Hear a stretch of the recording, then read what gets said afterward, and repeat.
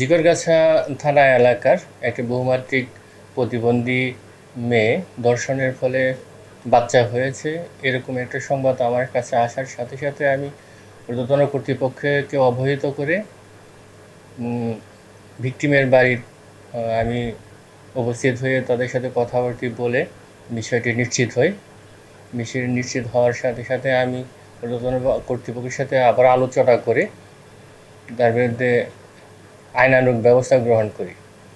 আমাদের এই আইন প্রক্রিয়ায় শুরু হওয়ার বুঝতে পেরে উক্ত মামলার আসামি কথিত কবিরাজ সে পালিয়ে যায় এবং এই মামলা হওয়ার পরবর্তীতে মামলা তদন্তকারী অফিসার SI তাপস একটি আভিযানিক দল অভিযান পরিচালনা করে